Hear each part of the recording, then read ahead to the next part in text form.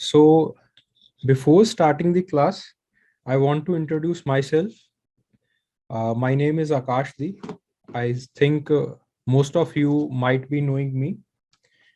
Okay. So I have given two mains examination, been to interview once, and I have cleared the JRF examination.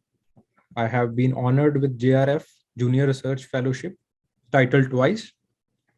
I have done my master's in anthropology itself, and I have done my work in many diverse fields like urban governance, etc., etc.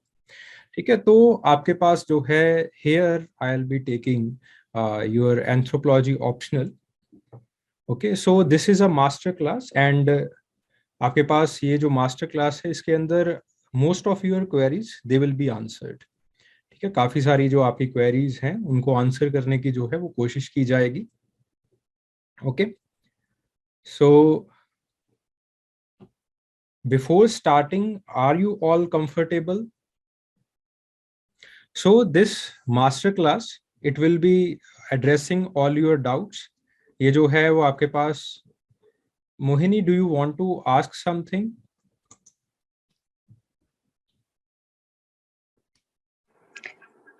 No, sir.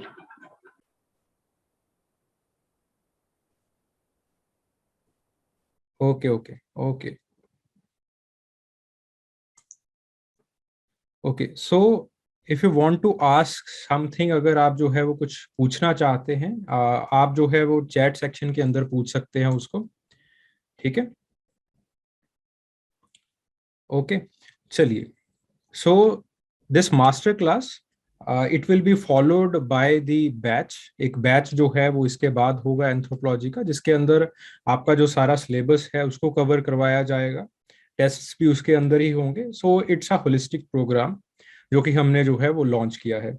ठीक है, so I will start with the introduction and that introduction, that everything, it will be followed by your questions. and मैं जो है वो आपके questions को जो है वो आपके क्वेश्चंस को आंसर किया जाएगा. ठीक है, चलिए.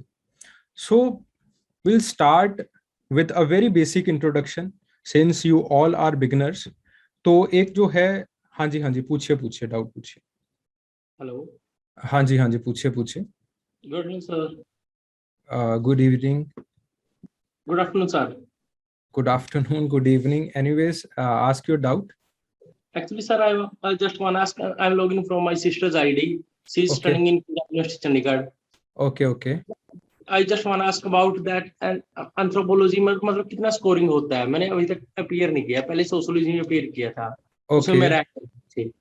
See, हर कोई सब्जेक्ट जो है वो स्कोरिंग होता है, provided you have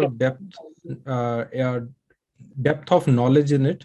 तो एक जो नॉलेज लेवल है वो आपको बनाना पड़ता है. ठीक है, हर कोई सब्जेक्ट स्कोरिंग है. एंथ्रोपोलॉजी का जो स्कोर है it varies between 280, sometimes it goes to 330 also. ठीक है, ये जो है वो एक वेरिएशन जो है वो एंथ्रोपोलॉजी का होता है. ओके, प्रोवाइडेड बोलिए बोलिए. वेरिएशन आप रिपीट करोगे सर प्लीज काइंडली. ये जो वेरिएशन है, जो आपके पास मार्क्स की वेरिएशन जो आप कह रहे हो, जी जी, आपके पास जो है ये काफी जो है वो 250 से लेके जो है वो 330 तक भी जो है वो चली जाती है. ये वेरिएशन जो है वो देखने को मिलती है हमें. हाँ, तो जैसे जतिन ने अभी बताया कि लक्ष्मी एन के जो हाईएस्ट मार्क्स थे वो आपके पास 362 भी आए थे. ठीक है, हाईएस्ट मार्क्स हाल ही में हमें इतने भी देखने को मिले हैं. ठीक है, तो जो पढ़ते नहीं है बच्चे, तो उनका तो जो है वो 230, 220, 250 यही रहता है. ठीक है, स्कोर रहता है कि ज्यादा से ज्यादा बढ़िया आंसर राइटिंग कर ली, अच्छे से आंसर राइटिंग कर लिया, कंटेंट नहीं है, लेकिन फिर सब्जेक्ट कंप्लीशन का टाइम मतलब कितने मार्क्स लग जाते हैं इसको कंप्लीट करने में? इसको कंप्लीट करने में आपके पास जो है वो 3.5 महीने के करीब जो है वो टाइम लग जाता है. अगर आप इसमें 6 महीने लग जाते हैं. हाँ, जो सिलेबस कंप्लीशन का टाइम है तो उसमें 3.5 महीने के करीब जो है वो आपके पास जो है वो टाइम पीरियड जो है वो लग जाता है इसके अंदर. उसके बाद जो है वो आपकी तैयारी होती है, आंसर राइटिंग करनी होती है, आपको रिवीजन सेशंस बनाने होते हैं अपने. रिविजन्स जितना डिलीजेंटली करोगे, जितना बढ़िया से रिवीजन करोगे, उतना ही जो है वो चीजें आपके दिमाग के अंदर बैठती रहेंगी और उतना बढ़िया आप स्कोर करते चले जाओगे। ठीक है, thank you sir. Okay okay.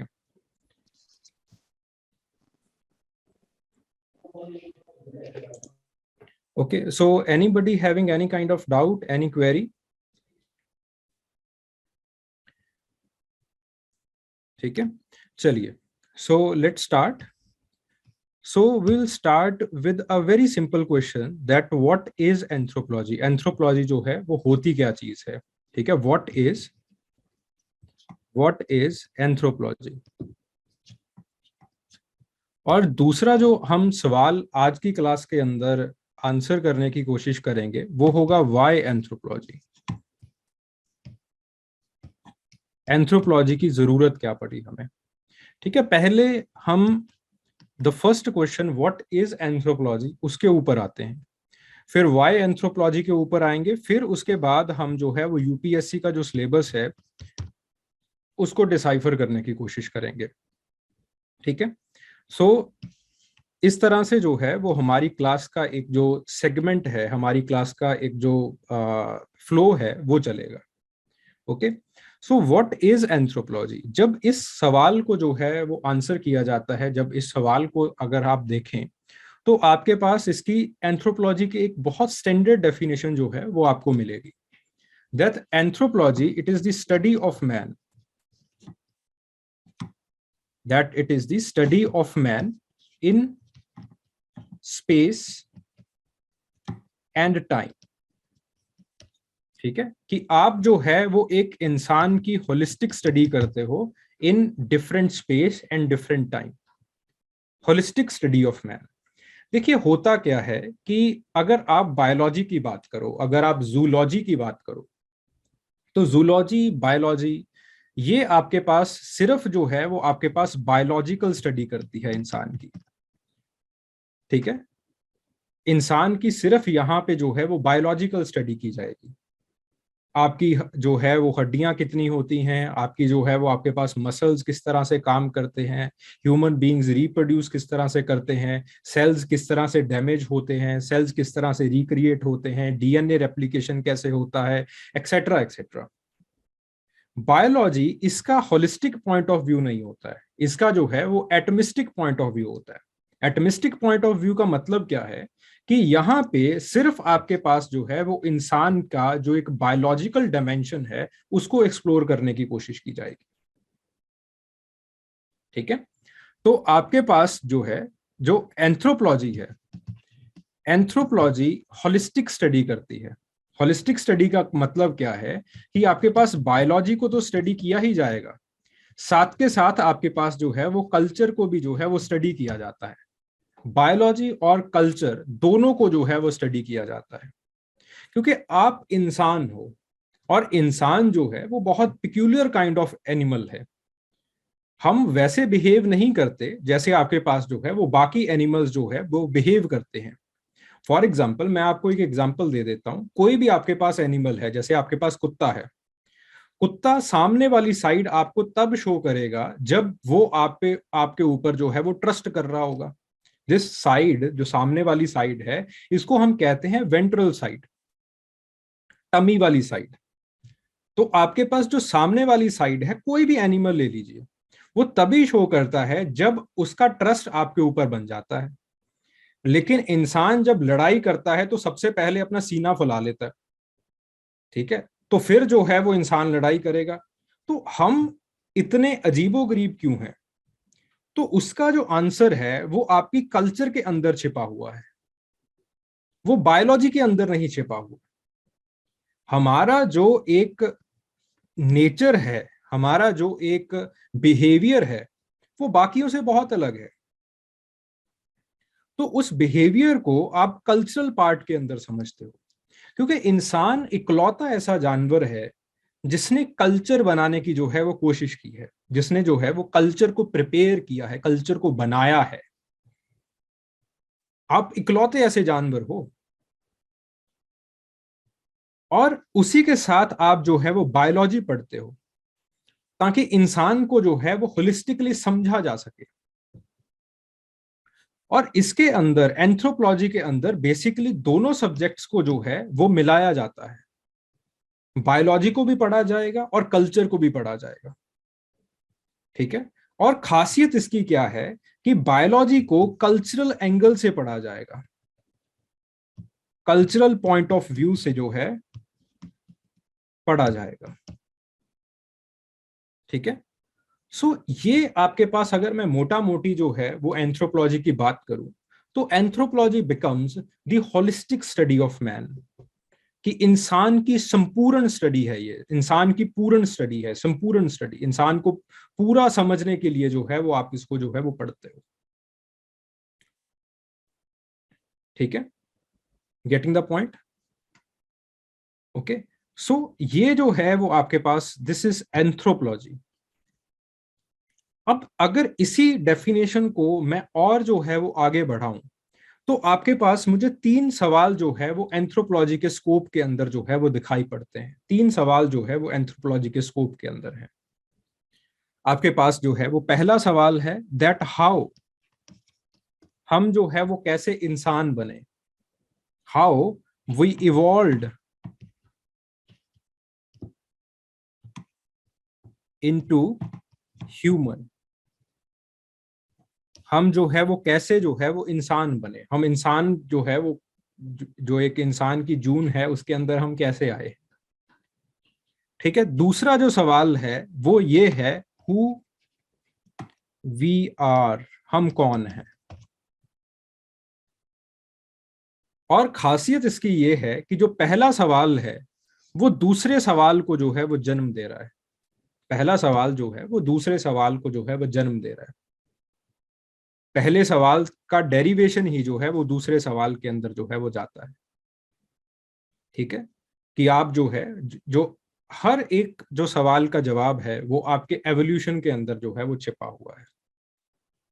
तो हम थोड़ा सा जो है वो आपके पास इस सवाल को जो है वो डिस्कवर करने की, या फिर इस सवाल को जो है वो एक्सप्लोर करने की जो है वो कोशिश करेंगे इस क्लास के अंदर, ताकि आपको एक इंसाइट्स मिल सके, इस सब्जेक्ट के अंदर एक इंसाइट्स मिल सके कि ये सब्जेक्ट जो है वो क्या कर क्या रहा है, ये सब्जेक्ट, सब्जेक्ट का जो है वो आपके पास एक स्कोप क्या है, सब्जेक्ट का जो है वो मानना क्या है। ठीक है, तो आपके पास अगर हम ये देखें कि इंसान जो है वो बना कैसे है, इंसान का जो है वो एवोल्यूशन कैसे हुआ है, तो मुझे काफी जो है वो पीछे जाना पड़ेगा, about 4 to 5 million years ago. 4 to 5 million years ago आपके एक पूर्वज हुआ करते थे जिनको हम कहते हैं ड्रायोपिथिकस। ठीक है, तो एक पूर्वज थे जिनको हम कहते हैं ड्रायोपिथिकस। तो 4 से जो 5 मिलियन ईयर्स अगो है आपके पास एक और प्रोसेस हो रहा था जिसको हम कहते हैं क्लाइमेट चेंज। आजकल भी क्लाइमेट चेंज हो रहा है, तब आपके पास जो है वो 50 लाख साल पहले भी जो है वो तकरीबन जो एक क्लाइमेट चेंज का प्रोसेस था वो इनिशिएट हुआ। ठीक है, और जहां पे ड्रायोपिथिकस रहता था वहां पे जो है वो ड्रॉट्स जो है वो पड़ने शुरू हो गए। तो अगर लेट से ड्रॉट्स पड़ रहे हैं तो इसका मतलब क्या है कि आपके पास जो है जो फॉरेस्ट है, फॉरेस्ट जो है वो स्पार्स होना शुरू हो गया है, यानी कि फॉरेस्ट की जो डेंसिटी है वो आपके पास क्या है, वो कम हो गई है। जब फॉरेस्ट की डेंसिटी कम हो जाती है तो ऑब्वियसली जो बंदर हैं वो अब उनको जो है वो जमीन के ऊपर उतरना पड़ेगा। ऑब्वियसली वो जो है वो एक ट्री से दूसरे ट्री के ऊपर जो है वो छलांग नहीं लगा पाएंगे। ठीक है, they have to come on the ground, उनको ग्राउंड के ऊपर आना पड़ेगा। अगर वो ग्राउंड के ऊपर आते हैं तो बहुत बड़े बड़े शेर हैं, बहुत बड़े बड़े सेबर टूथ्स हैं, वो सेबर टूथ्स तो उनको जो है वो खा जाएंगे, जिंदा निकल जाएंगे उनको। अगर इस तरह से जो सेबर टूथ्स हैं अगर उनको खा रहे हैं तो ऑब्वियसली उनको जो है वो चौकसी रखनी पड़ेगी कि अगर सेबर टूथ जो है वो कहीं इर्द गिर्द है तो आपके पास वो जो है वो भाग के जो है वो पेड़ के ऊपर चढ़ जाए। फिर सेबर टूथ जब चले जाएं वो जो है वो नीचे चले जाएं और अपना जो खाना वगैरह जो भी उठाना है वो उठा के भाग के फिर से जो है वो ऊपर चढ़ जाए और ऊपर जाके जो है वो आपके पास जो है वो खाना खा ले। ठीक है, तो इस चौकसी के लिए, इस जो ये आपके पास जो एक विजिलेंटिज्म है, इस विजिलेंटिज्म को रखने के लिए आपके पास पहली बार जो है वो ड्रायोपिथेकस धीरे धीरे से जो है वो ऊपर की तरफ जो है वो खड़ा होना शुरू हो गया। ठीक है, तो आपके पास 5 to 4 मिलियन ईयर्स अगो जो है वो बाइपेडलिज्म जो है वो इनिशिएट हुआ। बाइपेडलिज्म का मतलब क्या है कि आप दो पैरों के ऊपर जो है वो आप खड़े होने जो है वो शुरू हो गए। ठीक है, ये ऑल्दो ये आपके पास पार्शियल बाइपेडलिज्म था। पार्शियल बाइपेडलिज्म का मतलब क्या है कि जैसे चिंपैंजी करता है, चिंपैंजी जब भागेगा तब दो पैरों के ऊपर तेजी से भागना शुरू कर देता है। जब आपके पास जब उसकी स्पीड स्लो होती है तब धड़म से जो है वो नीचे गिर जाता है, जैसे आपके पास बच्चा होता है।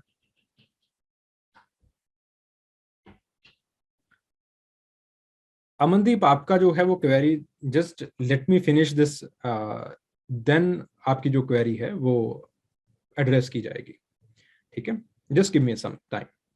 ओके, तो आपके पास धीरे धीरे से जो है वो बाइपेडलिज्म जो है वो 4 million years ago, 5 million years ago से लेके आपके पास जो है वो तकरीबन आपके पास 2 मिलियन ईयर्स अगो तक जो है वो बाइपेडलिज्म धीरे धीरे जो है वो बनता रहा।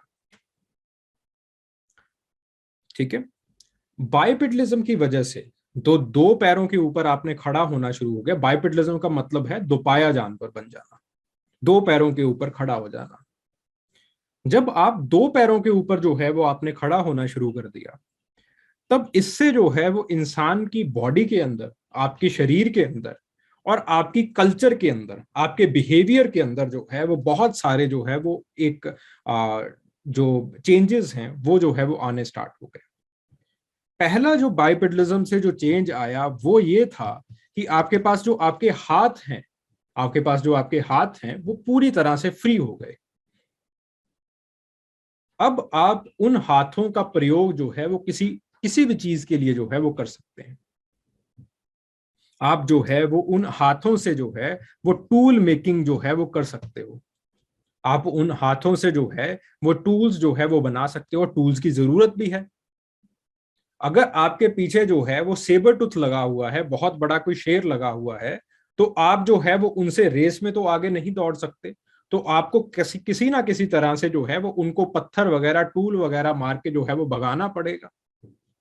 तो टूल्स की या तो आपको जरूरत भी है। और दूसरी जो जरूरत है, एक तो है कि आपको प्रीडेटर से, जो सेबर टूथ है, उससे बचना है।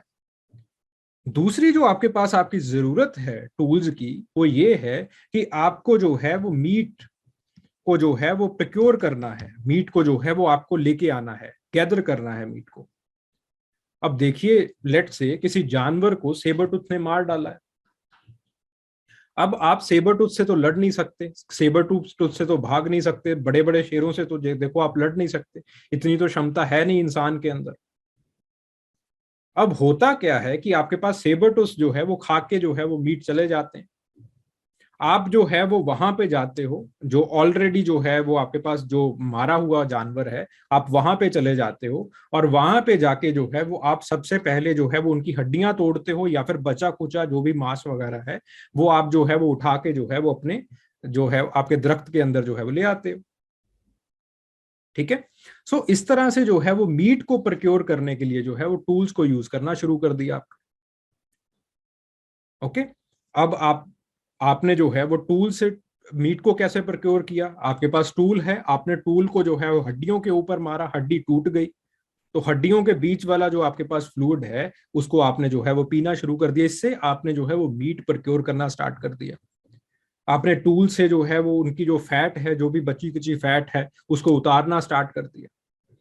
इस तरह से बाइपेडलिज्म और टूल मेकिंग जो है वो आपके पास जो है वो इंसान का एक पिक्यूलियर करेक्टरिस्टिक्स, या फिर आपके पास जो है वो यूनिक करेक्टरिस्टिक्स जो है वो बन गए।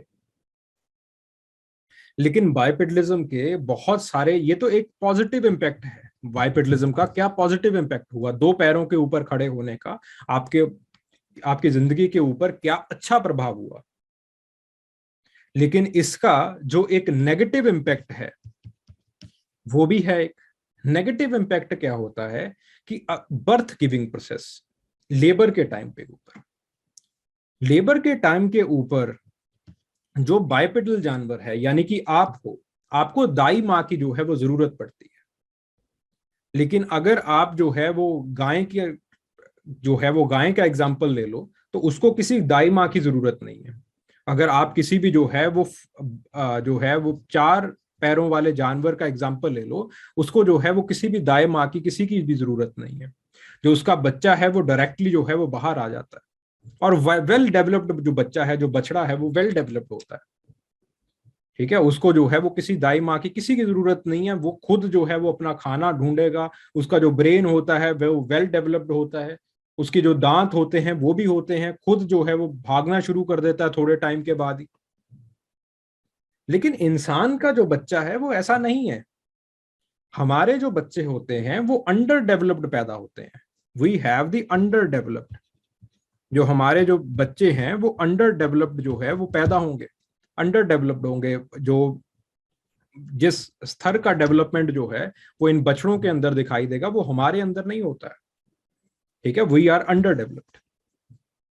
तो इस अंडर डेवलपमेंट के लिए, क्योंकि जो इंसान का बच्चा है वो खुद खाना नहीं खा सकता, और जब जो लेबर से निकली हुई माँ है वो भी जो है वो इतनी उसके अंदर भी ताकत नहीं होती कि वो जो है वो बच्चे को खाना जो है वो दे सके, उसको प्रिपेयर करके खाना दे सके।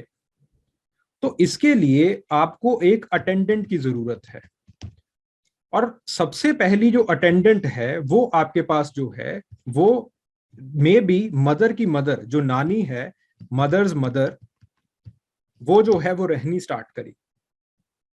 ठीक है, तो आपके पास जो है एक सिंपल सी फैमिली जो है वो यहाँ पे जो है वो बननी स्टार्ट हो गई। क्यों? क्योंकि आपको एक अटेंडेंट की जरूरत है। ठीक है, तो अब आपको एक अटेंडेंट की जरूरत है जो कि आपके लिए जो है वो भोजन लेके आ सके, बच्चे की परवरिश कर सके। तो आपके पास जो है वो फैमिली जो है वो बन गई। यहां तक किसी को कोई डाउट हो? कहानी समझ में आ रही है? एंथ्रोपोलॉजी में देखो कहानियां हैं, और आपको कहानियों को समझना है, और यही कहानियां जो है वो आपको इंटरेस्टिंग बनाती हैं, और यही कहानियां जो है वो इस सब्जेक्ट को भी इंटरेस्टिंग बनाती हैं। ठीक है, किसी को किसी तरह का कोई डाउट हो?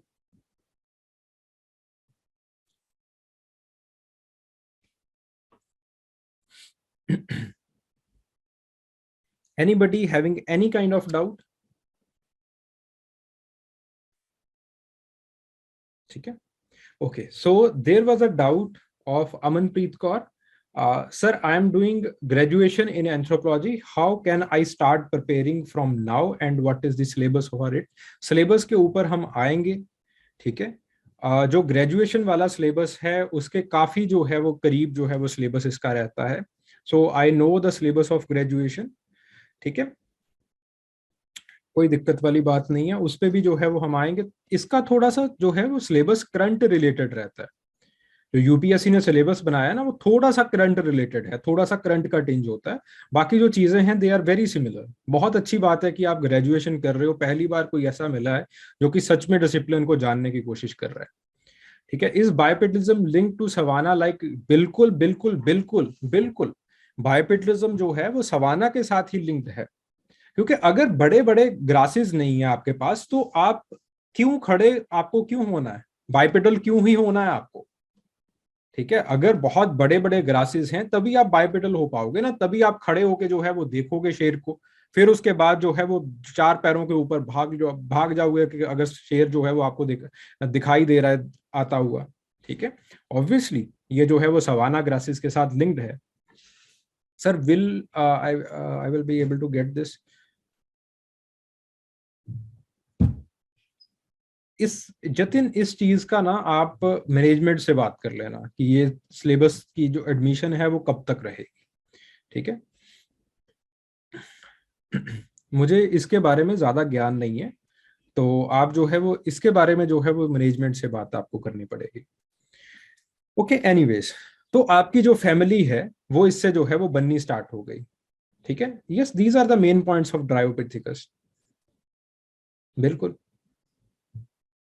अभी ये सिलेबस हमारा शुरू नहीं हुआ है, ड्रायोपिथिकस के ऊपर अब आए नहीं है। जब आपके पास ऑस्ट्रेलोपिथिकस की बात होगी सिलेबस के अंदर तब हम आ जाएंगे उसके ऊपर, कोई दिक्कत नहीं है उसमें। एनीवेज, ठीक है, तो आपके पास एक जो सिंपल सी फैमिली है वो जो है वो बननी शुरू हो गई, इससे टूल मेकिंग स्टार्ट हो गई है, फैमिली का फॉर्मेशन शुरू हो गया है। अब बाइपेटलिज्म से एक और चीज जो है वो आपके पास इनिशिएट होती है, दैट इज नोन एज एसिफलाइजेशन। एसिफलाइजेशन या फिर enlargement of brain, enlargement of brain. जो दिमाग है वो बड़ा होना शुरू हो जाता है, ब्रेन का जो है वो इनलार्जमेंट होना शुरू हो जाता है। ठीक है, जब दिमाग आपका बड़ा होना स्टार्ट हो गया, देखिए होता क्या है कि अगर आप चौपाए जानवर हो, अगर आप जो है वो चौपाए जानवर का मतलब चार पैरों के ऊपर चलने वाले जानवर हो आप, अगर आप चौपाए जानवर हो और आपका ब्रेन जो है वो बहुत बड़ा है, देन ऑब्वियसली आपको इसका वेट बड़ा हो जाएगा, तो आपको जो है वो यहाँ पे एक्स्ट्रा मसल्स जो है वो बनाने की जरूरत पड़ेगी। एक्स्ट्रा मसल्स के लिए आपको एक्स्ट्रा एनर्जी की जरूरत पड़ेगी। अब इतनी एनर्जी आपके पास जो है, जितना आपके पास इन्वायरमेंट है वो आपका इतना अच्छा नहीं है, आपको इतनी सारी एनर्जी जो है वो नहीं दे सकता, तो इनका जो आपके पास ब्रेन का इनलार्जमेंट है वो रुक जाता है। ऑन दी अदर हैंड, अगर आप जो है वो दो पैरों के ऊपर जो है वो खड़े होने वाले जानवर हो, तो आपका जो है वो ब्रेन चाहे जितना बड़ा जो है वो, जितना मर्जी बड़ा जो है वो होना शुरू हो जाए, जितना मर्जी इनलार्ज होना शुरू हो जाए, आप ब्रेन को जो है वो जस्ट स्पाइनल कॉर्ड के ऊपर जो है वो आप ब्रेन को स्टेबलाइज जो है वो कर सकते हो। आपको किसी और चीज की जरूरत ही नहीं पड़ेगी, आपको ज्यादा मसल्स की जरूरत ही नहीं है, सिर्फ स्पाइनल कॉर्ड के ये जो आपके पास कर्व्स हैं उसकी जरूरत पड़ेगी। तो जब आप सीधे खड़े होगे तो आपको पता चलेगा कि आपके स्पाइनल कॉर्ड के कर्व्स हैं, चार कर्व्स होते हैं। ठीक है, दो जो है वो आपके पास मेजर होते हैं, थोरैसिक और लुम्बर। ठीक है, तो आप जो है वो इन चार कर्व्स के ऊपर जितना मर्जी जो है वो बड़ा आप ब्रेन जो है वो करना शुरू कर दो, आप इसके ऊपर जो है वो आप इसको इजीली बैलेंस कर लोगे। ठीक है, सो इस तरह से जो आपके पास ब्रेन की बैलेंसिंग है वो बहुत इजी हो गई। और so the enlargement of brain it starts, bipedalism से ब्रेन का इनलार्जमेंट जो है वो आपके पास होना शुरू हो जाता है। और ब्रेन के इनलार्जमेंट से, और खास करके आपके पास हीम प्रोटीन से, आपके जो है वो मीट खाने से जो है, जो आपने प्रोटीन को खाना स्टार्ट कर दिया, उससे एक आपके पास बहुत सिंपल एक प्रोटो लैंग्वेज जो है, प्रोटो लैंग्वेज और आपके पास एक साइन लैंग्वेज, साइन लैंग्वेज जो है वो आपके पास बननी शुरू हो जाती है, प्रोटो लैंग्वेज बननी शुरू हो जाती है, बहुत सिंपल सी लैंग्वेज बननी शुरू हो जाती है, so that you are able to communicate with others. ठीक है, आप अपनी दाई माँ के साथ सिंपल जो है वो कम्युनिकेशन जो है वो बैठा सको। ठीक है, इस तरह से जो है आपके पास मंकीज का ब्रेन इनलार्ज नहीं हुआ क्या? बिल्कुल हुआ है, मंकीज का ब्रेन भी इनलार्ज। लेकिन मंकीज का ब्रेन इसलिए इनलार्ज नहीं होता क्योंकि जितना बड़ा ब्रेन होगा, जितना बड़ा वेट होगा, उतना ही उनको लोकोमोशन के अंदर प्रॉब्लम आएगी। मंकीज को क्या है कि उनको एक ब्रांच से दूसरी ब्रांच के ऊपर कूदना है, तो उनकी बॉडी का, खास करके उनका जो ब्रेन है उसका जितना आपके पास कम रहेगा, साइज जितना कम रहेगा, जितना वेट कम रहेगा, ऑब्वियसली उनको उतनी ही ज्यादा जो है वो ईज होगी कूदने में। तो नेचर इसको प्रेफर नहीं करेगी। मंकीज को अगर अपना बचाव करना है, अगर मंकीज को भागना है किसी प्रेडेटर से, या फिर मंकीज को हंट करना है, मंकीज को बाकी मंकीज के साथ अगर कंपीट करना है, तो मंकीज को कूदना पड़ेगा, मंकीज को लोकोमोशन करना पड़ेगा। तो लोकोमोशन के अंदर जो ब्रेन है, बड़ा ब्रेन जो है वो तो आपके पास एक बाधा बन गया, वो तो एक ऑब्स्टेकल बन गया। तो मंकीज के अंदर नेचर ने छोटा ब्रेन ही रखा। आपके अंदर ऑब्स्टेकल नहीं है, आपको कुछ एक्स्ट्रा करने की जरूरत नहीं है। आपके पास बाइपेडलिज्म की वजह से ऑलरेडी एक ऐसा जो स्पाइनल कॉर्ड है वो बन चुका है, एक स्पाइनल एक्सिस जो है वो ऑलरेडी बन चुका है आपके पास। जब ऑलरेडी आपके पास एक स्पाइनल एक्सिस बन चुका है तो आपको और कुछ करने की जरूरत ही नहीं है। ठीक है, आपके अंदर नेचर ने फ्री कर दिया, ठीक है, जो करो, जो करना चाहते हो वो करो। ओके, तो इस तरह से आपका जो ब्रेन है वो बड़ा होना शुरू हो जाता है।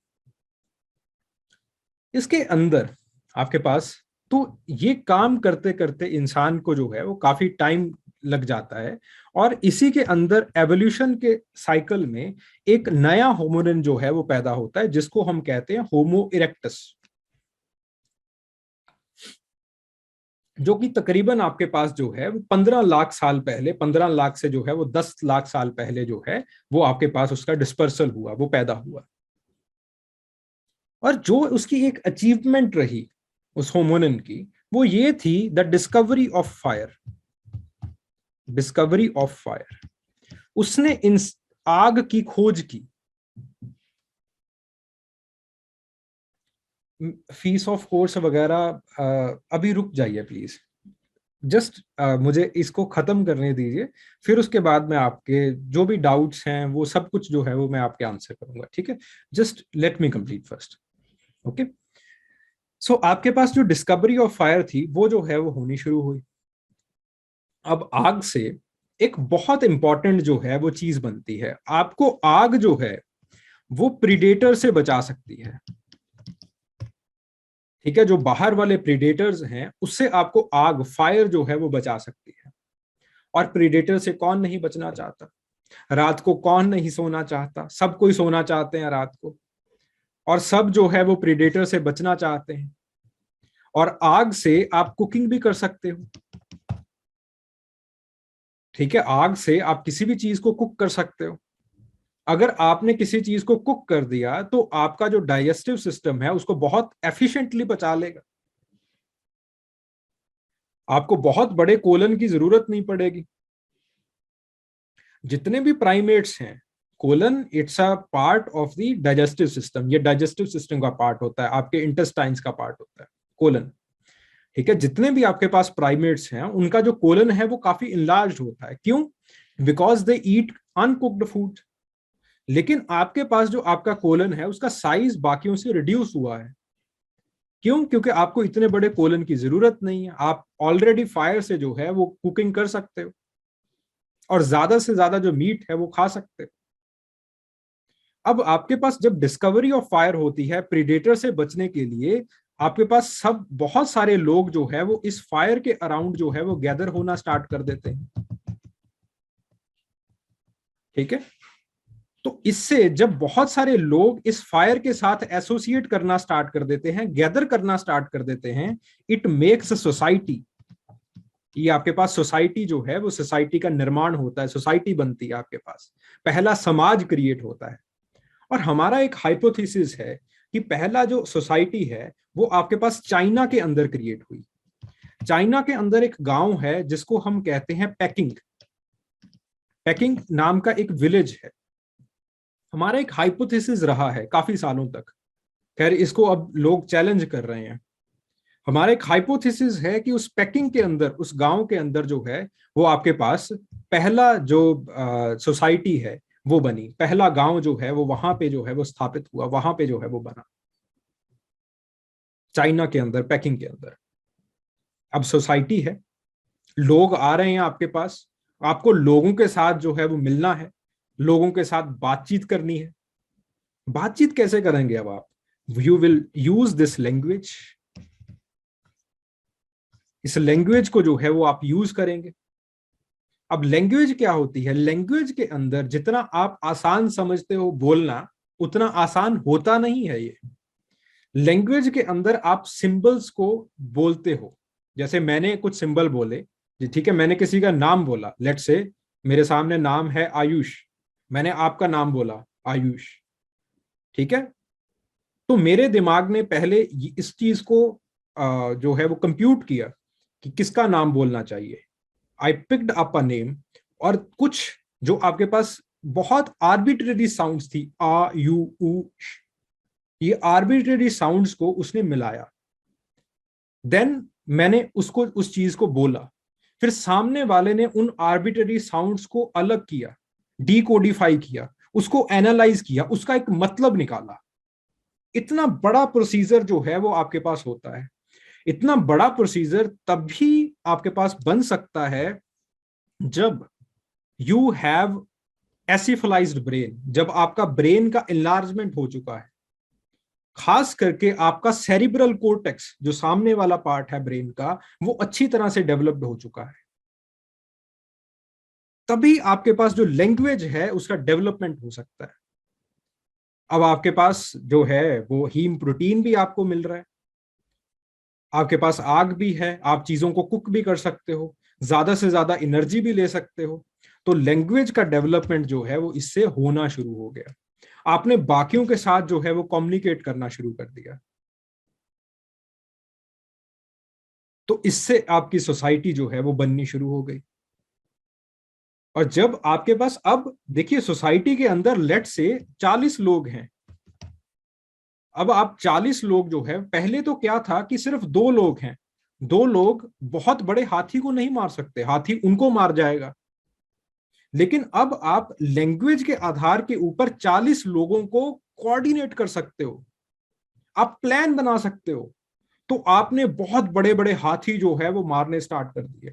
यूरोप के अंदर आपके पास एविडेंसेस हैं। यूरोप के अंदर एक होमोनिन मिला है हमें हाइडलबर्जेंसिस में, हाइडलबर्ग वैली के अंदर, जर्मनी के अंदर। वहां पे हम देखते हैं कि उसने बहुत बड़े बड़े मेमथ्स को मार रखा है। अब आप तो छोटे छोटे जानवर हो, आप इतने बड़े मेमथ को कैसे मार लोगे? With the help of language, with the help of coordination, आपने लोगों के साथ कोऑर्डिनेट करना स्टार्ट कर दिया, प्लान्स बनाने स्टार्ट कर दिए कि मैमथ्स को हम ऐसे भगा के लेके आएंगे, सामने पिट होगा, मैमथ जो है वो पिट के अंदर गिर जाएगा, देन उसके बाद हम उसको मार देंगे। हमें उसकी जो है वो केव पेंटिंग्स भी दिखाई देती हैं कि उन लोगों ने अपना प्लान बना के जो है, जैसे हम लोग व्हाइट बोर्ड्स के अंदर जो है वो कुछ मार्केटिंग वगैरह कुछ करते हैं या फिर कुछ जो है वो बच्चों को पढ़ाते हैं, उन्होंने अपने बच्चों को पढ़ा रखा है कि ऐसे करके मेहमत को मारना है, बहुत बड़े सारे मेहमत को मारना है, कि पहले उनको भालों के साथ मारना है, फिर मेहमत भागेगा, पेट के अंदर गिर जाएगा, फिर उसके बाद आप उसको मारोगे। तो इतना अच्छा जो डेवलपमेंट है वो सोसाइटी के अंदर आपको जो है वो तकरीबन 1 लाख साल या फिर आपके पास 1 लाख साल के बाद जो है वो डेवलपमेंट जो है वो देखने को मिलता है। ठीक है। सो आपने अभी तक देखा कि फैमिली का डेवलपमेंट हो गया, लैंग्वेज का डेवलपमेंट हो गया, सोसाइटी का डेवलपमेंट हो गया। अब सोसाइटी को सस्टेन करना है, तो सोसाइटी को सस्टेन कैसे किया जाए? सोसाइटी को सस्टेन करने के लिए एक चीज बनती है जिसको आप कहते हो कल्चर। Culture is everything. हर एक चीज कल्चर है, हर एक चीज सभ्याचार है, हर एक चीज, चाहे वो ये पेन हो, चाहे वो ये डेस्क हो, चाहे वो ये मोबाइल हो, हर एक चीज कल्चर है। आप सुबह उठ के सबको नमस्कार करते हो, सबको प्रणाम करते हो, आपने मुझे गुड इवनिंग किया, ये भी कल्चर है। ठीक है। Everything is culture. आपको कल्चर बताता है कि आपको कैसे बिहेव करना है ताकि सोसाइटी के अंदर स्टेटस को मेंटेन रहे। किसने बताया आपको कि आपकी अगर शादी होगी तो आपकी जात वाली लड़की से ही होगी? किसने बताया आपको कि आपको जो है वो बड़ों की आज्ञा का पालन करना है? ये सारी चीजें जो है वो कल्चर का पार्ट होती हैं। कल्चर सोसाइटी के अंदर, क्योंकि ये सोसाइटी बन गई, इंसान नहीं चाहता कि मेरी सोसाइटी टूटे, तो इंसान इस सोसाइटी में स्टेटस को मेंटेन करने के लिए, जैसे चलता जा रहा है वैसे ही चलने दो, इस चीज को मेंटेन करने के लिए इंसान क्या करता है, सोसाइटी के अंदर जो है वो एक कल्चर बनाता है। तो culture, they are the set of rules, they are the set of rules. ये कुछ रूल्स होते हैं जो कि आपको मजबूर करते हैं कि आपको ऐसे ही बिहेव करना है, आपको ऐसे ही करना है। तो इंसान ने कुछ रूल्स बनाने शुरू कर दिए जो कि सोसाइटी को जो है वो मेंटेन कर सके, इस सोसाइटी को जो है वो बना रहने दे। वो रूल्स कहां पे लगाए जाते हैं? सबसे पहले वो रूल्स कहां पे लगते हैं? वो लगते हैं फैमिली के अंदर। इंडिया के अंदर अगर कास्ट डिस्क्रिमिनेशन कहीं से भी पहले शुरू होता है वो होता है फैमिली से। आपकी ही फैमिली बताती है कि कौन सी जात कौन है, आपकी ही फैमिली बताती है कि कौन अच्छा है कौन बुरा है, किसकी वैल्यूज कैसी होनी चाहिए, एक्सेट्रा एक्सेट्रा। ये सारी चीजें जो है वो आपको फैमिली ही बताती है। तो आपके पास आपकी सबसे पहले फैमिली बननी स्टार्ट हुई, फिर रिश्तेदारियां बननी स्टार्ट हुई, किनशिप बननी स्टार्ट हुई। ठीक है, बहुत बड़ा जो है वो आपका किनशिप का एक जो है वो सर्कल बन गया। ठीक है, so anybody having any kind of doubt in hair till now? भाई किसी का कोई डाउट हो? स्टोरी समझ में आ रही है सबको?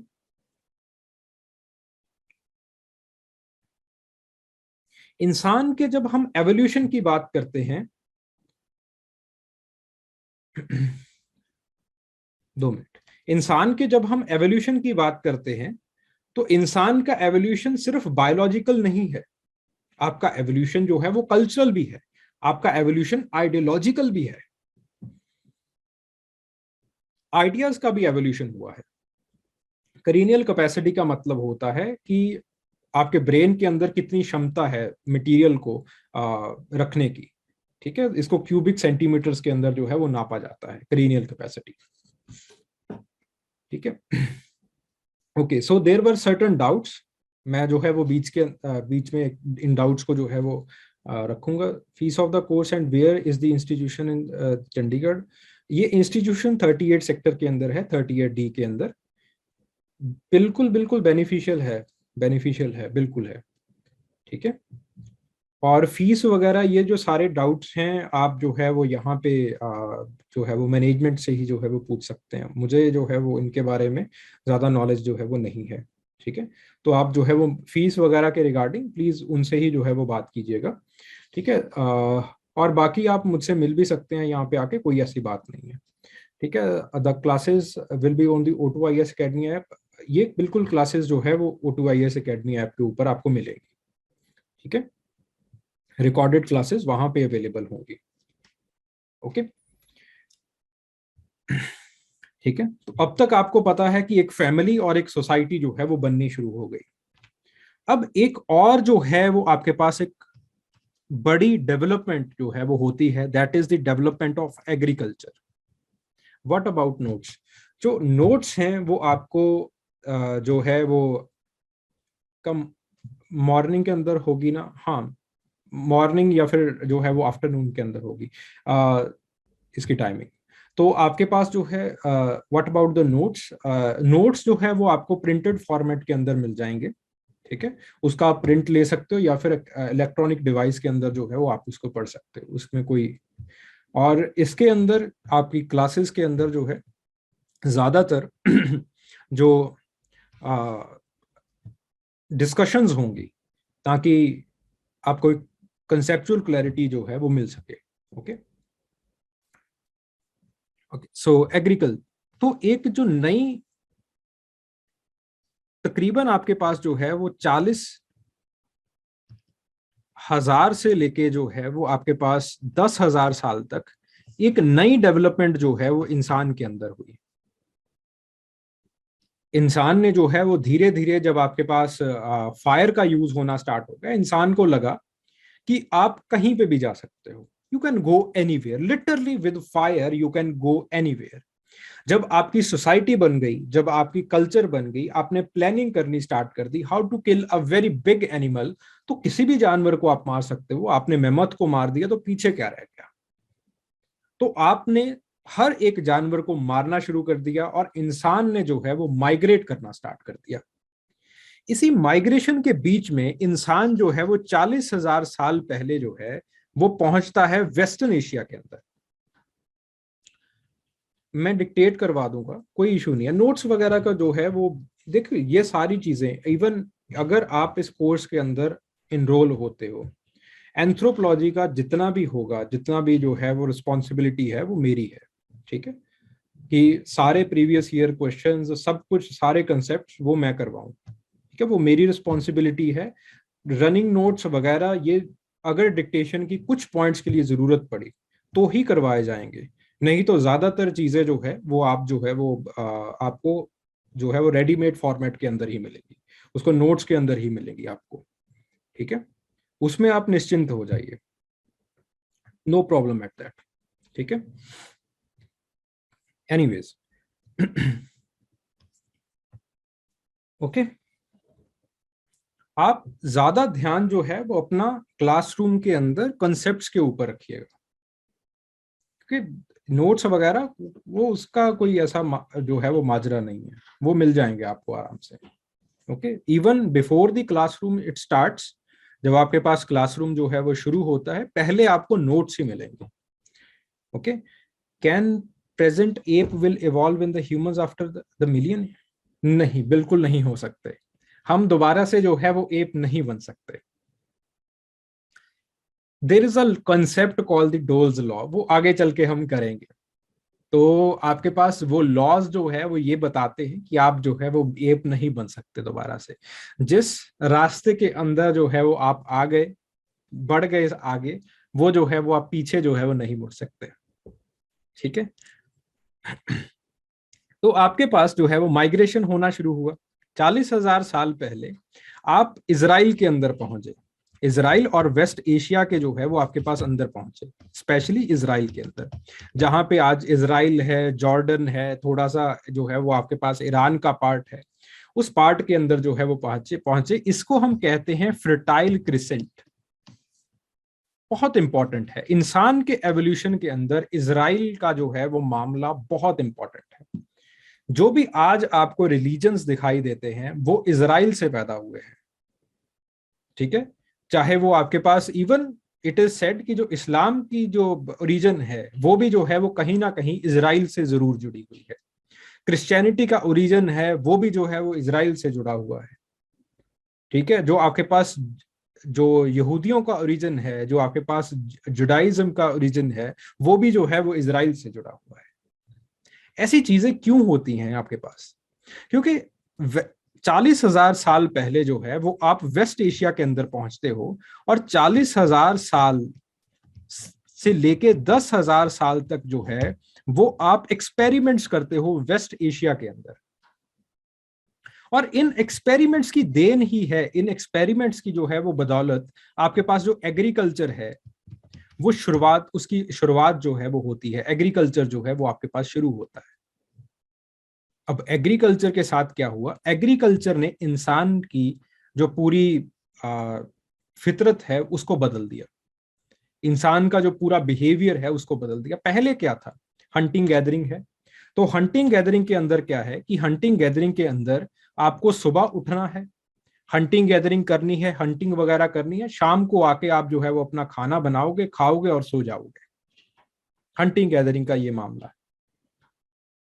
लेकिन एग्रीकल्चर में क्या है कि आपको एक फ्री पीरियड है, आप चीजों को सो करोगे, चीजों को बीजोगे, और वहां पे आपको जो है वो 6 मंथ्स का जो है वो एक सेटलमेंट पीरियड मिल जाता है। 6 मंथ के लिए आप फ्री हो, आपको कुछ नहीं करना है। हल्की फुल्की हंटिंग गैदरिंग करना चाहते हो कर लो, नहीं तो कुछ जरूरत नहीं है। 6 साल के बाद आपकी जो फसल है, आपकी जो क्रॉप है वो आ जाएगी, and you will be ready to eat that crop, और उसको आप स्टोर करोगे ताकि और 6 महीने जो है वो उस क्रॉप से जो है वो आप निकाल सको। ठीक है, तो आपके पास इस तरह से जो एग्रीकल्चर है उसने आपको एक लाइफस्टाइल, एक नया लाइफस्टाइल जिसको हम कहते हैं सेडेंट्री लाइफस्टाइल, वो दिया। और इस सेडेंट्री लाइफस्टाइल ने क्या किया? जो विमेन की फर्टिलिटी है, विमेन की बच्चे पैदा करने की जो ताकत है, बच्चे पैदा करने की जो क्षमता है, जो विमेन की फर्टिलिटी है, उसकी फर्टिलिटी को, विमेन की फर्टिलिटी को जो है वो इंक्रीज करिए। जब विमेन की फर्टिलिटी बढ़ी, then obviously it resulted into population explosion. तो आपके पास पॉपुलेशन एक्सप्लोजन जो है वो इजराइल के अंदर फर्टाइल क्रिसेंट के अंदर देखने को मिलता है।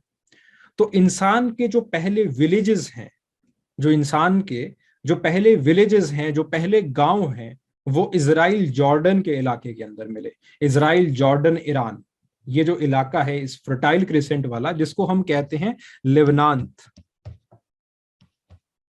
लेबनांत का इलाका जो है वो यहाँ पे आपके पास जो पहले सेडेंट्री लाइफस्टाइल है, या फिर आपके पास जो पहले गांव है, वो यहाँ पे मिलते हैं। और लेबनान के अंदर भी एक पर्टिकुलरली एक इलाका है जिसको हम कहते हैं नाटूफ। वहां पे पहले जो गांव है वो मिलते हैं। पहले गांव मिलने का मतलब क्या है कि आपने एग्रीकल्चर करनी शुरू कर दी और आपको पता है कि स्टोरेज कैसे करनी है। ठीक है, अब स्टोरेज की हिफाजत कौन करेगा, स्टोरेज को मेंटेन कौन करेगा, उसके लिए आपने एक पॉलिटिकल ऑर्गेनाइजेशन जो है वो बना ली। एक पॉलिटिकल ऑर्गेनाइजेशन का जो है वो गठन हो गया। आपका जो है वो कोई सरदार बनना शुरू हो गया जो कि अपने पास जो है वो उसका स्टोरेज जो है वो रखेगा। ठीक है, जितनी भी ट्राइबल सोसाइटीज हैं उसके अंदर हमें यही मिलता है जो आपके पास एग्रीकल्चर कर रही होती हैं। जैसे मैं ओरन्स का एग्जांपल लेता हूं, ओरन्स का एग्जांपल लो, या फिर जो प्रिमिटिव मुंडाज हैं उनका आप एग्जांपल लेते हैं, सेंट्रल इंडियन ट्राइब्स का। उनके अंदर यही है, आप एग्रीकल्चर करते हो, सारी लैंड कॉमन है, सब लोग मिलके एग्रीकल्चर करेंगे, सब लोग मिलके जो है वो क्रॉप्स जो है वो उगाते हैं। और फिर उसके बाद जब क्रॉप प्रिपेयर हो जाती है तो जो उनका सरदार है, जो उनका चीफ होता है, उसके घर के अंदर जो है वो सब अपना सीड जो है वो जमा करवाते हैं। सब जो है वो अपनी जो क्रॉप है, अपनी फसल को जो है वो वहां पे जमा करवाते हैं।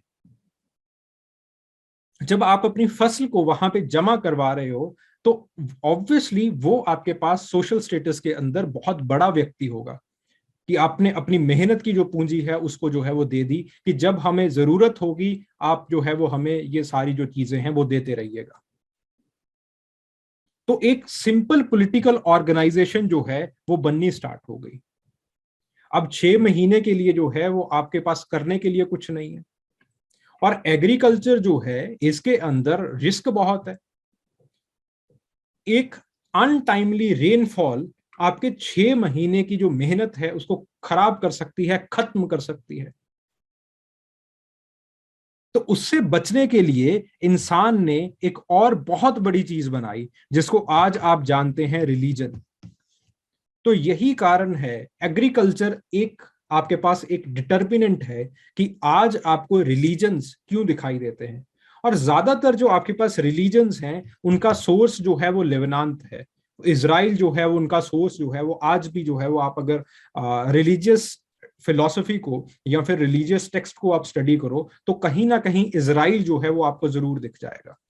इवन आर्यन इन्वेजन के अंदर भी हम जो है वो ईरान की बात करते हैं कि कहीं ना कहीं से आर्यंस जो हैं वो ईरान से होके आए, वो भी फर्टाइल क्रिसेंट से आए हैं आर्यंस भी। हिंदुइज्म भी जो है वो आपके पास हिंदू कुश की पहाड़ियां या फिर आपके पास ईरान से जो है वो उनका ताल्लुक आपको मिलता है, उनका कनेक्शन मिलता है आपको। जुदाइज्म का जो है वो इजराइल से कनेक्शन है, अगेन फर्टाइल क्रिसेंट से कनेक्शन है। इस्लाम का भी कहीं ना कहीं जो है वो फर्टाइल क्रिसेंट से जो है कनेक्शन जो है वो दिखाई देता है आपको। तो इस तरह से जो आपके पास रिलीजन है, सबसे पहले जो रिलीजन्स हैं वो भी जो है वो आपके पास जो है वो वेस्टर्न एशिया से जो है वो डेवलप हुए। और जो प्रिमिटिव रिलीजन्स हैं ऑब्वियसली वो भी जो है वो वेस्टर्न एशिया से ही जो है वो डेवलप हुए हैं।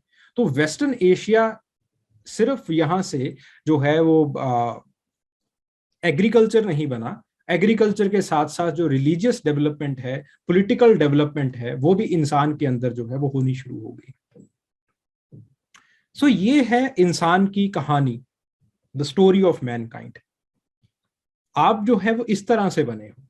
अब आपको सिर्फ और सिर्फ बायोलॉजी गवर्न नहीं करती, आपको सिर्फ और सिर्फ जो है वो बायोलॉजी गवर्न नहीं करेगी, आपको बायोलॉजी के साथ साथ कल्चर भी गवर्न करता है। आपको कैसे बिहेव करना है वो कल्चर बताता है। ठीक है, बायोलॉजिकल डेवलपमेंट तो आपने देख लिया कि बायोपेडलिज्म बना, बायोपेडलिज्म के बनने से जो है वो आपके बहुत सारी एनाटॉमिकल चेंजेस आई। ठीक है, ये आपका बायोलॉजिकल डेवलपमेंट है। आपका बायोलॉजिकल डेवलपमेंट कैसे हुआ है। लेकिन इसके साथ साथ जो सबसे इंपॉर्टेंट डेवलपमेंट जो कि एंथ्रोपोलॉजी का मेन फोकस है वो है आपके कल्चरल डेवलपमेंट के ऊपर। आपकी लैंग्वेज कैसे बनी है, आपकी पॉलिटिकल ऑर्गेनाइजेशन कैसे बनी है, आपकी इकोनॉमी कैसे बनी है, आपकी अर्बन सोसाइटी कैसे बनती है, आपकी सोसाइटी के अंदर सोशल स्ट्रेटिफिकेशन कैसे होता है? सोशल स्ट्रेटिफिकेशन समझते हो ना? सब लोग एक समान नहीं है हमारी सोसाइटी के अंदर। कई लोगों का जो रुतबा है वो बड़ा है, कई लोगों का रुतबा जो है वो छोटा है। सोशल स्ट्रेटिफिकेशन के ओरिजिन क्या है, स्रोत क्या है, क्या कारण है कि आपके पास सोशल स्ट्रेटिफिकेशन है, किसी का रुतबा बड़ा है और किसी का रुतबा छोटा है? इसका क्या कारण है? रिलीजन बनने का क्या कारण है? रिलीजन की जरूरत ही क्या है? अगर लोग एक दूसरे को धर्म के नाम के ऊपर मार काट रहे हैं तो जरूरत क्या है रिलीजन की? ऐसे बहुत सारे क्वेश्चंस हैं जिसको एंथ्रोपोलॉजी आंसर करना चाहती है। इन सारे क्वेश्चंस का आंसर जो है वो एंथ्रोपोलॉजी के अंदर मिलता है। इवन अगर आप ह्यूमंस के अंदर डिसीजेस की बात करें, बीमारियों की बात करें, हमारे अंदर बीमारियां भी जो है वो कल्चरली डिटरमाइन की जाती हैं। जैसे फॉर एग्जांपल किसी को जुकाम है तो आप उससे पूछिए कि बीमार हो, वो कहेगा नहीं नहीं बीमार नहीं हो, सिर्फ जुकाम है। तो हम जुकाम को तो बीमारी के अंदर जो है वो रखते ही नहीं है। तो इसका मतलब क्या है कि जो डिसीजेस हैं in humans, they are also not biological, they are cultural. वो कल्चरल हैं। अगर आप चिकन पॉक्स की बात करो तो चिकन पॉक्स भी जो है it is also a cultural disease. Cultural disease कैसे है ये? क्योंकि यहाँ पे अगर जब भी नॉर्थन इंडिया के अंदर जिसको भी चिकन पॉक्स होता है वो मंदिर जरूर जाता है, मंदिर माथा टेक के आता है। तो उसको हम जो है वो माता की करोपी कहते हैं कि माता जो है वो नाराज हो गई आपसे, तो इसलिए जो है वो चिकन पॉक्स हुआ है आपको। अगेन जो डिसीजेस का कंस्ट्रक्ट है वो कल्चरल है। आपकी कल्चर बताएगी कि आप बीमार हो या नहीं हो। सिमिलरली अगर आप एक ट्राइब है, जैसे फॉर एग्जांपल आप कलर्स को क्लासिफाई करते हो, आपके लिए हरा रंग है, आपके लिए लाल रंग है, ठीक है। सिमिलरली एक ट्राइब है आपके पास हनुनो इंडियंस, जो है वो आपके पास इन इंडोनेशिया के अंदर है। तो इंडोनेशिया की वो जो ट्राइब है वो कलर्स को मॉइस्चर के हिसाब से जो है वो डिस्टिंक्शन लेके आती है। अगर हरा रंग, अगर हरे रंग का पत्ता सूखा हुआ है उस रंग को अलग कहा जाएगा। अगर हरे रंग का पत्ता जो है वो वेट है उसको अलग कहा जाएगा। तो इंसान के अंदर जो कलर क्लासिफिकेशन है वो भी यूनिफॉर्म नहीं है, वो भी भिन्न है, उसके अंदर भी भिन्नता है, उसके अंदर भी डाइवर्जेंस है। इसका कारण क्या है? उन कारणों को आप जो है वो जानने की कोशिश करते हो।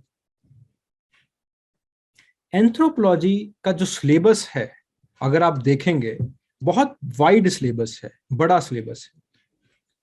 इंसान की कोई भी चीज, अगर इंसान को आज कोई भी दिक्कत है, इंसान को इंडिया के अंदर कम्युनिज्म की दिक्कत आ रही है, धर्म के आधार के ऊपर भेद किया जा रहा है, वो भी एंथ्रोपोलॉजी की प्रॉब्लम है। तभी एंथ्रोपोलॉजी का सिलेबस चाहे वो वाइड दिखाई देता है लेकिन वो बहुत स्पेसिफिक है कि आप यही पढ़ के जाओगे। एग्जामिनर की ड्यूटी है कि वहीं से पूछेगा वो एग्जामिनर। मेरे करियर के अंदर, मेरे करियर क्या, प्रीवियस ईयर क्वेश्चंस देख लेना, कभी भी आपके पास ऐसा क्वेश्चन नहीं मिलेगा जो कि सिलेबस से बाहर जा रहा हो, एक भी क्वेश्चन नहीं मिलेगा।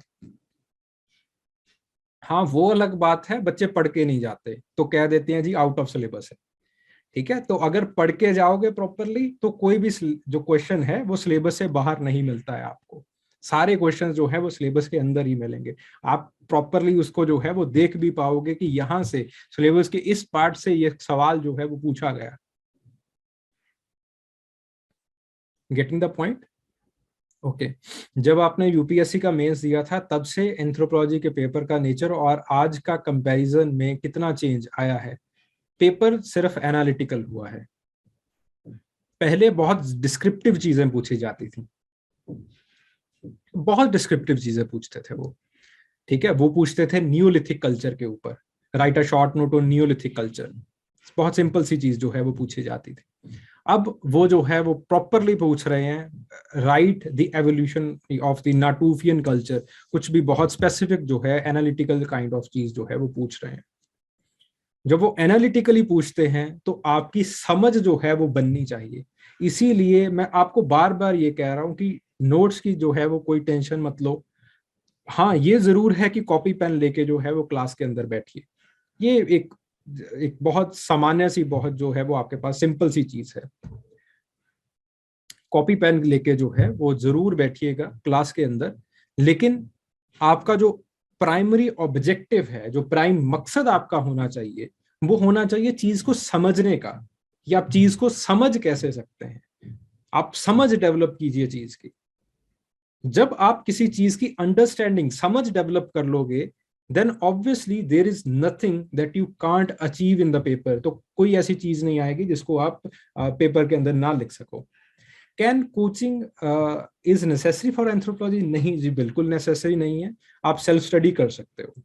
ठीक है, वहां पे जो है वो यूट्यूब चैनल, मेरा ही यूट्यूब चैनल है, एक तो मेरे ही नाम से है, आकाशदीप सिंह, ठीक है, मेरे ही नाम से है। और दूसरा जो है वो आपके पास एंथ्रोशाला, ठीक है, वहां पे चले जाइए। ये सारी चीजें जो है वो वहां पे भी आपको मिल जाएंगी। वहां से भी जो है वो आप प्रिपेयर कर सकते हो सेल्फ स्टडी से। ये डुएबल है, लेकिन प्रोवाइडेड आपके पास गाइडेंस होनी चाहिए। ठीक है, नहीं तो जितना वाइड है ये सब्जेक्ट, बच्चे कहीं से कहीं निकल जाते हैं। बस यही एक चीज होती है जो कोचिंग के अंदर, कोचिंग बेसिकली आपका जो टाइम है वो रिड्यूस कर देगी। अगर आप मेरे साथ पढ़ रहे हो तो आपको जो है वो किसी चीज की और किताब वगैरह उठाने की जरूरत नहीं पड़ेगी। अगर आप खुद कर रहे हो तो किताब उठाने की जरूरत पड़ेगी। सिर्फ इतना सा ही डिफरेंस है। ठीक है, बाकी कोई ज्यादा डिफरेंस जो है पड़ता नहीं है। इस डायनेमिक पार्ट को कैसे प्रिपेयर करें? डायनेमिक पार्ट को जो है वो न्यूज़पेपर से प्रिपेयर करें, और एक आपके पास साइट है साइंस डायरेक्ट.in है, आई थिंक, साइंस डायरेक्ट। ठीक है, वहां पे एंथ्रोपोलॉजी सेक्शन है नहीं, इग्नू का मटेरियल जो है वो काफी नहीं है। वहां पे जो है साइंस डायरेक्ट के अंदर एंथ्रोपोलॉजी का एक अलग से सेक्शन होता है। ठीक है, उसको जो है वो देखते रहिएगा। वहां पे जो है वो आपके पास रिसर्च मटेरियल आते रहेंगे। Okay, is IGNOU MA material sufficient? No, it is not. ये नहीं है सफिशिएंट। इग्नू के अंदर just IGNOU MA material masters के लिए बनाया गया है। इग्नू के सिलेबस को ध्यान में रखते हुए बनाया गया है, यूपीएससी के लिए नहीं बनाया गया है। तो इग्नू की कुछ चीजें हैं जो इररेलेवेंट हैं, कुछ चीजें हैं जो कि रेलेवेंट हैं। ठीक है, अगेन बात वहीं पे आ जाती है that you will need some kind of guidance. किसी भी सीनियर की गाइडेंस चल जाएगी। मैं यहाँ पे ये नहीं कह रहा हूं कि मेरी ही गाइडेंस, ठीक है, कोई भी सीनियर जो है वो आपको गाइड कर सकता है। ओके सर, लक्ष्मी एन के कैसे प्रिपेयर किया होगा कि 361 मार्क्स आ गए?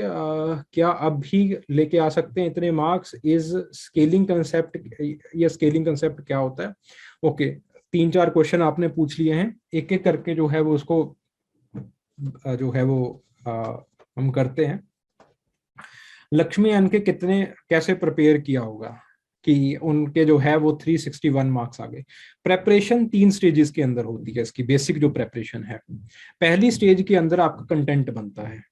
ठीक है, आप जो है वो नोट्स बनाते हो, आप अपनी अंडरस्टैंडिंग बनाते हो सब्जेक्ट की, कि सब्जेक्ट की डिमांड क्या है। सिलेबस प्रॉपरली देखते हो, सिलेबस देख के आप जो है वो अपना कंटेंट प्रिपेयर करते हो, शॉर्ट नोट्स प्रिपेयर करते हो, और उसको बार बार रिवाइज करते हो।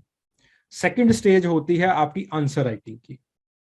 ठीक है, आंसर राइटिंग की स्टेज के अंदर आप प्रॉपरली अपना देखते हो कि आप कितना लिख सकते हो चीजों को, उसके अंदर कितना जो है वो आप रेप्लिकेट कर पा रहे हो। देन अगेन आप बार बार रिवाइज करते हो। और थर्ड स्टेज होती है आपके पास सेल्फ करेक्शन की स्टेज। सेल्फ करेक्शन की स्टेज का मतलब क्या है कि आपने बहुत सारी गलतियां, क्योंकि इतनी लंबी जर्नी होती है आपके पास, आप बहुत सारी गलतियां करते हो। तो थर्ड स्टेज के अंदर आप सेल्फ करेक्शन करते हो, अपने आप को करेक्ट करते हो। इस तरह से ये जो मार्क्स हैं, इतने जो हाई मार्क्स हैं, वो बन पाते हैं। और एक चौथा, एक और फैक्टर होता है कि दिन आपका होता है। ठीक है, तो उसके हिसाब से भी जो आपके मार्क्स हैं वो आते हैं। ठीक है, लक फैक्टर भी होता है, हम इसको भी इग्नोर नहीं कर सकते ऑब्वियसली। ठीक है, क्या अब भी इतने मार्क्स लेके आ सकते हैं? जी बिल्कुल लेके आ सकते हैं, लेकिन पेपर्स जो है वो डिफिकल्ट हो रहे हैं। Difficult in the sense analytical हो रहे हैं। ठीक है, तो उसके लिए थोड़ा सा जो है वो जोर ज्यादा लगाना पड़ेगा बस, ठीक है, जोर थोड़ा सा ज्यादा लग जाता है। द स्केलिंग का कंसेप्ट क्या होता है? स्केलिंग का कंसेप्ट कुछ नहीं है, स्केलिंग का बहुत, वैसे तो चीजें टेक्निकल हैं, मैं यहाँ पे समझा नहीं पाऊंगा, ठीक है, क्लास कहीं और निकल जाएगी। स्केलिंग का सिंपल सा मतलब होता है कि जहां पे ज्यादा मार्क्स आ रहे हैं उनको जो है वो स्केल डाउन कर देते हैं, उनको जो है वो मार्क्स को थोड़ा सा जो है वो वेटेज वगैरह देके थोड़ा सा कम कर देते हैं, उसको उसको आप स्केलिंग कहते हैं, ठीक है। तो स्केलिंग से क्या होता है कि कुछ सब्जेक्ट्स जो है थोड़ा सा जो है वो कम स्कोर करने लग जाते हैं, तो उसको हम कहते हैं स्केलिंग, नथिंग लाइक दैट। लेकिन फिर भी जो है वो आप देख रहे हो मैथमेटिक्स के अंदर, इवन एंथ्रो के अंदर भी आपके पास जो है वो मार्क्स बनते हैं बच्चों के। वही बात है, अगर आप मटेरियल वहां पे पेपर में लिख के आते हो, अगर पेपर के अंदर एग्जामिनर को आपकी समझ दिखाई देती है, सब्सटेंस दिखाई देता है एग्जामिनर को, so there is no way that you are not getting marks, कि आपको मार्क्स नहीं मिलेंगे, ठीक है। कोई जो है वो आपके पास बाहर जो है वो वे नहीं है, मार्क्स मिलते ही मिलते हैं आपको। Getting the point? भाई समझ में आ रहा है सबको? What is phylogenic status? Phylogenic status का मतलब होता है कि आपका एवोल्यूशन कैसे हुआ है, दैट इज फाइलोजेनी, ठीक है। आपका जो है वो ह्यूमन ट्री के अंदर आपकी जगह कौन सी है, उसको आप फाइलोजेनिक स्टेटस कहते हैं, ठीक है। तो जैसे आपका होमिनिन ट्री है, उसके अंदर आपकी जो है वो कौन सी जगह है, उसको आप फाइलोजेनी कहोगे। Okay, anybody having any kind of doubt? भाई किसी का किसी तरह कोई डाउट हो? एक आंसर में कितने स्कॉलर्स का नाम चाहिए रिक्वायर्ड है फॉर गुड गुड मार्क्स? देखो, कोई यूपीएससी ने इसके रिगार्डिंग कोई जो है वो गाइडलाइन नहीं निकाली है कि कितने जो है वो आपको ऑथर्स का नाम लिखना पड़ेगा। देखिए, let's say there is a question, आपके पास क्वेश्चन आया है, explain the origin of social stratification, ये सवाल बना है, या फिर explain the theories of social stratification, ये सवाल आया है। पिछले प्रीवियस ईयर क्वेश्चंस देख लेना, ये क्वेश्चन जो है वो आया है। What is the timing to meet you? I am here in the office about 11 से लेके जो है वो 5 बजे तक मैं यहाँ पे होता हूँ, 4 बजे तक, ठीक है। You can meet me here, okay. बिल्कुल बिल्कुल हो जाएगा syllabus complete, there is no doubt in that, बिल्कुल हो जाएगा। Okay, let me answer this first कि कितने ऑथर्स का नाम चाहिए। देखिए, let's say the question is कि आपके पास राइट डाउन और explain the theories of evolution, और आपके पास the basis of social stratification, sorry, the basis of social stratification के ऊपर आपसे सवाल पूछा गया। Now there are 4 theories, 4 theories हैं आपके पास। One is called the functionist theory, other is called the power theory, dialectric theory, anthropological theory, एक पांचवी और थ्योरी होती है feminist theory। तो यहाँ पे आपने 4-5 थ्योरीज लिखी हैं, तो ऑब्वियसली 4-5 जो है वो उनको, जो ऑथर जिन्होंने ये थ्योरीज दी हैं, उनके नाम जो है वो आपको लिखने पड़ेंगे। उनको लिखे बगैर आपका जो आंसर है वो अधूरा रहेगा। On the other hand, let's say there is a question, write the problems of tribals that are faced in the contemporary India. आज के भारत के अंदर जो ट्राइबल्स हैं उनको क्या प्रॉब्लम्स फेस करनी पड़ रही हैं, इसके अंदर आपका डिस्क्रिशन होता है कि आप जो है वो मेजर एलपी विद्यार्थी का नाम, रॉय बर्मन का नाम, इन लोगों का अगर आप नाम लिखना चाहते हो आप लिख सकते हो। और एक जो है वो आपका यहाँ पे आपकी सोच और आपकी समझ को जो है वो देखा जाता है कि आप जो है वो जो ट्राइबल्स का डेप्रीवेशन है वो कितने एंगल से जो है वो आप स्टडी कर सकते हो, कितना होलिस्टिकली आप जो है इस चीज को स्टडी कर सकते हो, ठीक है। So there are 2 kinds of question, दोनों के अंदर जो है वो एग्जामिनर की एक्सपेक्टेशन वो आपसे डिफरेंट है, तो दोनों के अंदर आपको डिफरेंटली जो है वो आंसर में जो एंथ्रोपोलॉजिस्ट है उनको कोट करना होता है। I'll try to take the classes in the morning. No problem in that. ठीक है जी। हाँ, सिलेबस जो है वो आपके पास नवंबर के अंदर ही, नवंबर दिसंबर में ये जो सिलेबस है ये आपके पास जो है वो for sure with answer writing ये पूरा हो जाएगा, no problem in that. Okay, anybody having any kind of doubt? भाई किसी का किसी तरह का डाउट हो अभी तक? This was the demo lecture. ये आपके पास एक बहुत सिंपल सा डेमो लेक्चर था जिसमें मैंने आपको बहुत सिंपली व्हाट इज एंथ्रोपोलॉजी और व्हाट इज ह्यूमैनिटी और व्हाट इज ह्यूमन ये समझाने की कोशिश की। ठीक है, बहुत आपको जो है वो सिंपली चीजों का जो है वो समझाने की कोशिश की है। Now we will start with our syllabus. कल से ही हम जो है वो सिलेबस से शुरू करेंगे, कल से ही हम जो है वो बैच से शुरू करेंगे। ठीक है, और कुछ क्लासेस जो है वो आपके लिए एज अ डेमोन्स्ट्रेशन जो है वो रखा जाएगा। ये there are some features of this course कि आपके पास 250 घंटे का करीब जो है वो जो है ये कोर्स जो है वो रहने वाला है। ठीक है, आपके पास जो है वो 10 टेस्ट होंगे module wise, full length test होंगे, और 4 जो है वो आपके पास कंप्रीहेंसिव टेस्ट होंगे। जो बेस्ट आपके पास जो हैंड आउट्स हैं वो आपको जो है वो पहले ही दे दिए जाएंगे, क्लास से जो है वो पहले ही दे दिए जाएंगे, और मेरा जो है वो आपके पास नंबर जो है वो हमेशा रहेगा ही रहेगा। ठीक है, इवन कुछ लोगों के पास मेरा जो नंबर है वो अभी से है।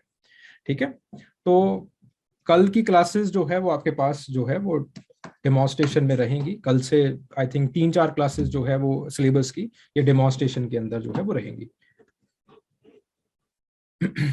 Okay, so there are some doubts. Okay sir, ये एंथ्रोपोलॉजी के examiner how they evaluate our copies?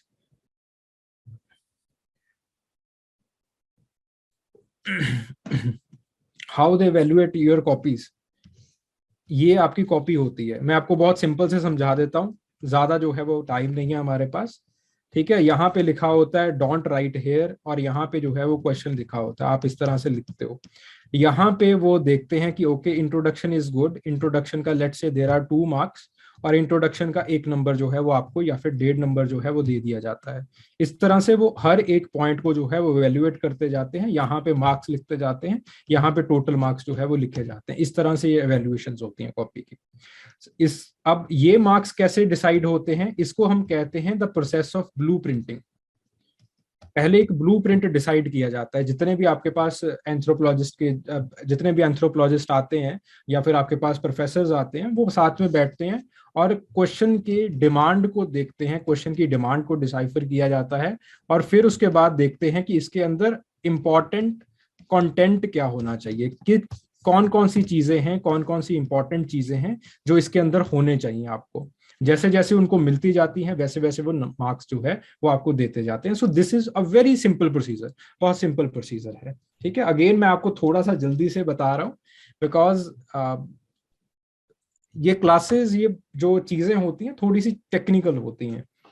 ठीक है, एनीवेज यूट्यूब के ऊपर भी जो है वो मैं कुछ इसके ऊपर क्लासेस लूंगा, बच्चों की जो है वो डाउट रहते हैं इसके रिगार्डिंग। ठीक है सर, क्लासेस कल से स्टार्ट होगा? बिल्कुल जी बिल्कुल, कल से स्टार्ट होगा। वीक में कितनी क्लासेस होंगी? वीक के अंदर 5 क्लासेस होंगी। ठीक है, 5 क्लासेस होंगी, और देन वीकली टेस्ट होंगे। इसके अंदर वीकली टेस्ट नहीं लिखे गए हैं, आपके पास वीकली टेस्ट होंगे। जो हमने वीक के अंदर पढ़ा है उसको जो है वो जितने भी आपके 1-2 जितने भी क्वेश्चंस प्रीवियस ईयर से बनते हैं उनको जो है वो दिया जाएगा आपको। ठीक है, तो सैटरडे संडे जो है वो एक बार आपको ऑफ रखा जाएगा। ठीक है, एक ताकि आपको कूलिंग पीरियड जो है वो मिल सके। Okay, so can you check and give? बिल्कुल जी बिल्कुल, आप अपने आंसर शेयर कर सकते हो, मैं उसको चेक करके भेज दूंगा, कोई इसमें दिक्कत नहीं है। How to link various topics with revision? Revision के साथ लिंकेज होगी, इकोलॉजिकल एंथ्रोपोलॉजी वगैरह इनकी सब रिवीजन है। Revision is the key. ठीक है, बार बार इसको रिवाइज कीजिए, एग्जाम्पल्स को रिवाइज कीजिए, तभी आपके पास जो है वो इन सारी चीजों का जो है वो आपके पास चीजें जो है वो मिलेंगी। टाइमिंग टू मीट यू, मैं यहाँ पे जो है वो 11 बजे से लेके 4 बजे के बीच में होता हूँ। आप मिल सकते हैं जब भी आके, जो है वो सेक्टर 38 के अंदर है, 38D के अंदर आप मुझसे जो है वो मिल सकते हैं, कोई इशू नहीं है। मॉर्निंग का टाइम होगा सर क्लासेस का, ये जो है वो मैं कल आपको बता दूंगा प्रॉपरली बात करके। खैर आई थिंक जो ये 4-5 क्लासेस होने वाली हैं ये जो है वो यही इसी टाइम के अंदर होंगी। फर्स्ट लेक्चर का क्या टॉपिक होगा? We will start with the chapter 6। Chapter 6 से शुरू करेंगे हम विद द थ्योरीज, ताकि जो बच्चे ऑप्ट आउट भी करना चाहते हैं, एंथ्रोपोलॉजी को नहीं भी लेना चाहते, चैप्टर 6 जो है it is the heart of the whole discipline. जो थ्योरीज हैं वो पूरे डिसिप्लिन का दिल है, हार्ट है। तो आपके पास जो है, जो भी बाहर बच्चों को नहीं पसंद आ रहा सब्जेक्ट, तो वो 5-6 क्लासेस देख के जो है वो ऑप्ट आउट कर ले। तो इसीलिए मैं जो है वो थ्योरी से जो है वो स्टार्ट करने वाले हैं। तो जो कि डिजर्विंग कैंडिडेट्स ही हों, जो कि एंथ्रोपोलॉजी को सच में पढ़ना चाहते हैं एंथ्रोपोलॉजी को, वो ही जो है वो मेरे पास रहें। ठीक है। सो जो आपके पास चैप्टर 6 है उससे जो है वो शुरू किया जाएगा। कल थ्योरी से, क्लासिकल एवोल्यूशनिज्म से हम शुरू करेंगे।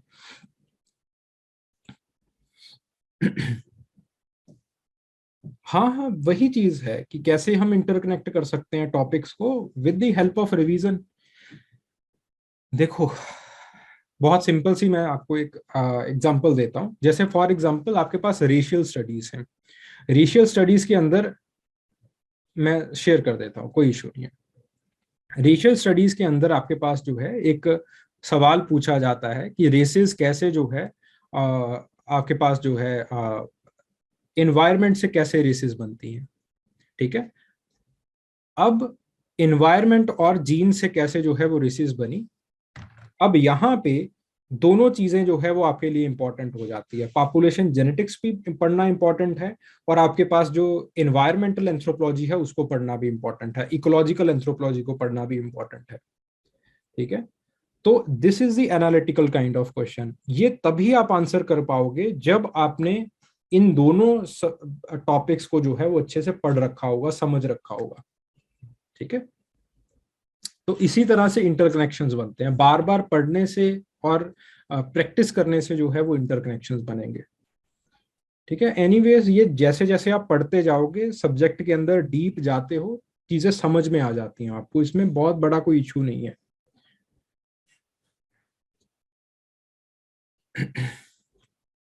ओके, सो ये नंबर है आपके पास।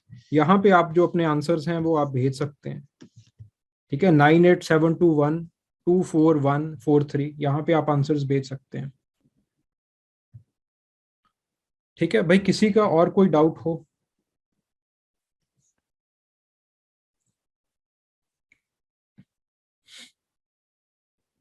Anybody having any kind of doubt?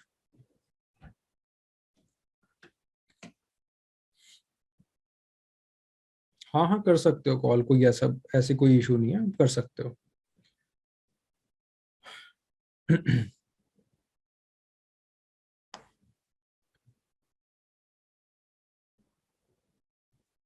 Classes duration 2 hours का हो सकता है, बिल्कुल बिल्कुल। क्लासेस ड्यूरेशन जो है वो आपके पास 2 घंटे से ही शुरू होगा। जैसे जैसे आपका मोमेंटम बनता जाएगा वैसे ही मैं इंक्रीज करूंगा। मैं भी नहीं चाहता कि आप थके हुए हारे हुए जो है वो मुझे सुन रहे हो। ह्यूमन एवोल्यूशन सीक्वेंस, ये आपके सब्जेक्ट के अंदर जब इसका टाइम आएगा तब पढ़ाया जाएगा इसको। अब आज की क्लास जो है वो ओरिएंटेशन क्लास थी, आपने पढ़ रखा होगा थोड़ा बहुत सब्जेक्ट, तो इसका मतलब ये थोड़ी है कि सबने पढ़ रखा है। ठीक है। सो मैं सिस्टम से जो है वो शुरू करूंगा। सर O2 ऐप में क्वेश्चंस पूछ सकते हैं? बिल्कुल जी, बिल्कुल पूछ सकते हैं आप। O2 के आई जो ऐप है उसके अंदर आप पूछ सकते हैं। ओके।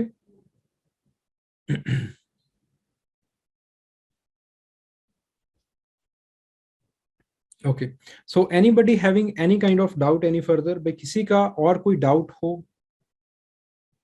क्लास की टाइमिंग्स आपको ग्रुप के अंदर भी बता दी जाएंगी। आई थिंक कल की क्लास जो है वो इसी टाइम के ऊपर होगी। 1-2 क्लासेस जो है वो जो डेमोन्स्ट्रेशन क्लासेस हैं वो इसी टाइम के ऊपर होंगी। ठीक है।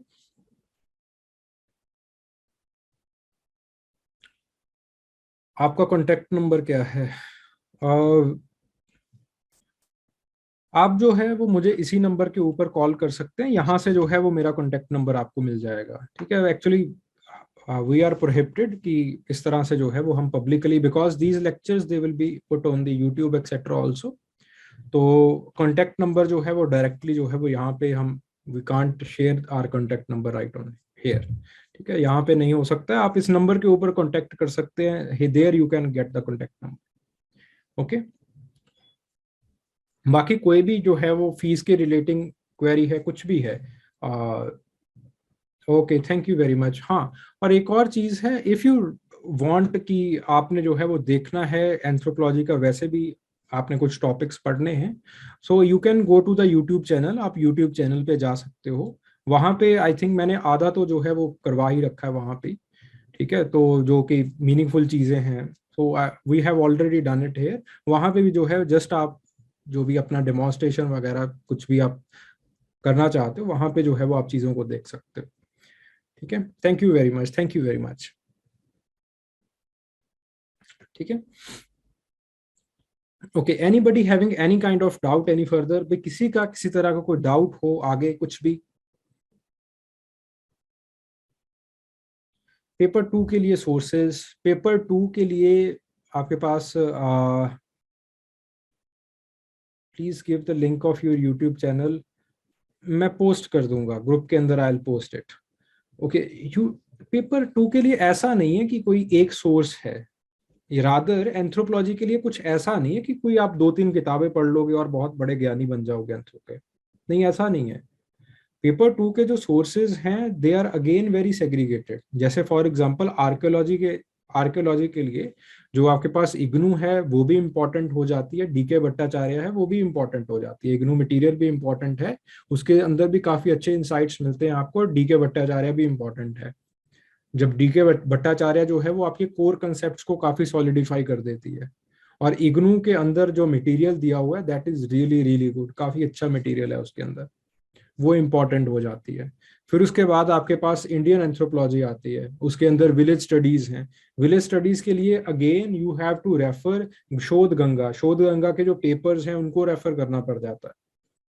ठीक है, क्योंकि अभी तक मैंने जो है वो प्रॉपर कोई मटेरियल देखा नहीं है इसका, तो जो हमने भी खुद भी जो है वो जो भी काम किया है इसके अंदर, वो भी मैंने, मेरे पास जो पेपर्स थे उनसे ही, और जो मेरा गाइड था तो उसने ही जो है वो मुझे आगे जो है वो गाइडेंस दी है कि किस तरह से इसको प्रिपेयर करना है, किस तरह से इन चीजों को लिखना है, एक्सेट्रा। तो the sources they are very diverse, बहुत सारे डाइवर्स सोर्सेज हैं। फिजिकल एंथ्रोपोलॉजी के लिए कोई अच्छी किताब जो कि सिंपल लैंग्वेज के अंदर लिखी हो, टी नाथ को आप रेफर कर सकते हो। कुछ टॉपिक्स बहुत बढ़िया दिए दे रखे हैं। ठीक है, कुछ टॉपिक्स के लिए आप जो है वो आपके पास अगेन इग्नू का कुछ सोर्स है जो कि आप रेफर कर सकते हो। क्या आप में आंसर राइटिंग बैच की नीड होगी? अगर फाउंडेशन बैच में नहीं, उसके अंदर फिर कोई ज्यादा नीड नहीं होगी। अगर आप फाउंडेशन बैच के अंदर ही आंसर राइटिंग कर लेते हो तो सिर्फ वहां पे आपको just to get hold of it again, आपको थोड़े बहुत आंसर्स जो है और डेली आंसर राइटिंग थोड़ी बहुत जो है वो करने की जरूरत पड़ेगी। You can do it in the informal way also, provided you have done it excellent job here. अगर आपने यहाँ पे अच्छा काम कर रखा है तो आप वहां पे जो है वो आपको कोई ज्यादा करने की जरूरत नहीं पड़ेगी। ठीक है, तो जस्ट विद द रिवीजन और थोड़े बहुत आंसर्स लिख के आपका काम जो है वो चल जाएगा, provided you have done excellent job in here. यहाँ पे अच्छी जॉब की है अगर आपने।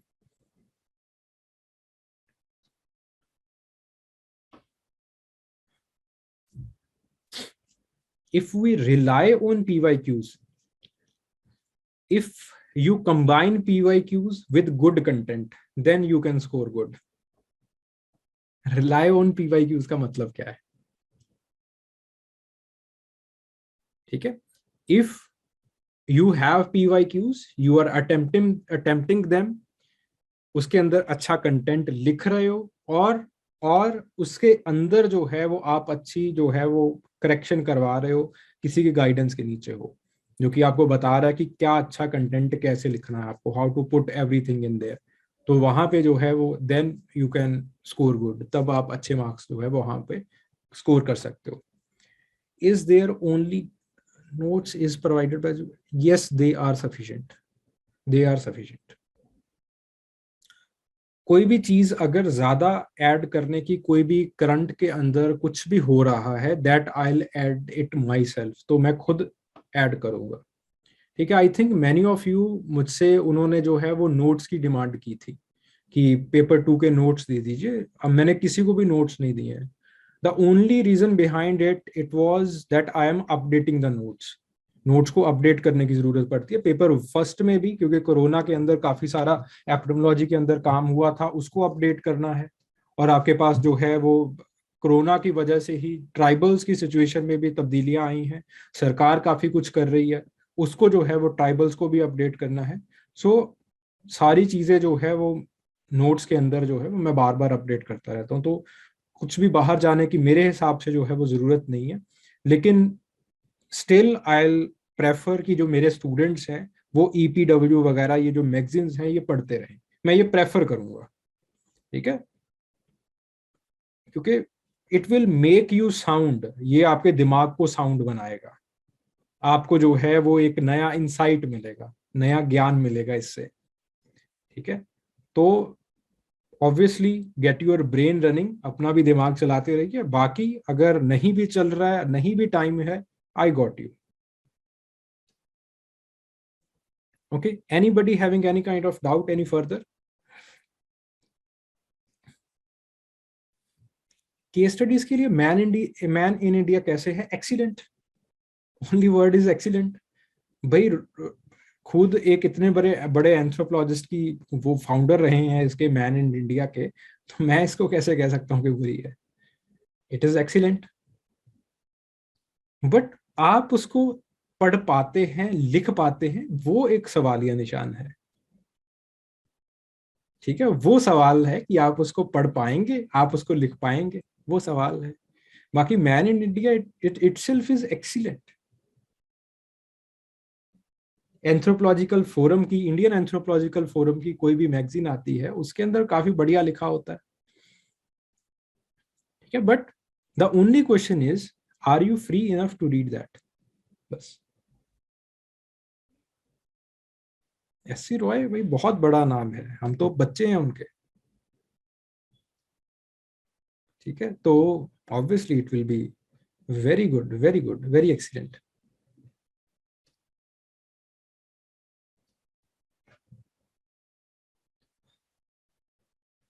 क्या आपके 2 से 3 बैच होंगे या फिर फिलहाल तो यही बैच होगा? फिलहाल तो जो है वो यही बैच होगा हमारा।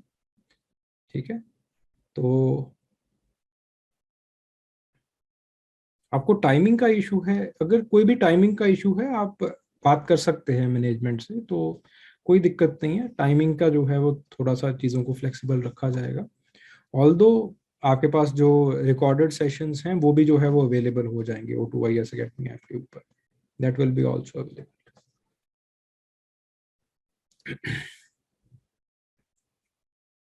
Okay, anybody having any kind of doubt any further? भाई किसी का किसी तरह कोई डाउट हो?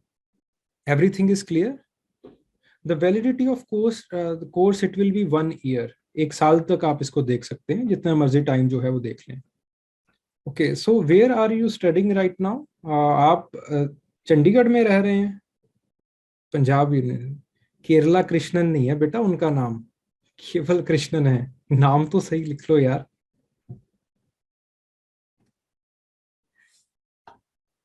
हाँ, वो भी सेक्टर 38 के अंदर ही रहते हैं प्रोफेसर साहब भी, पर नाम के स्पेलिंग तो सही कर लो, क्या लिख रहे हो?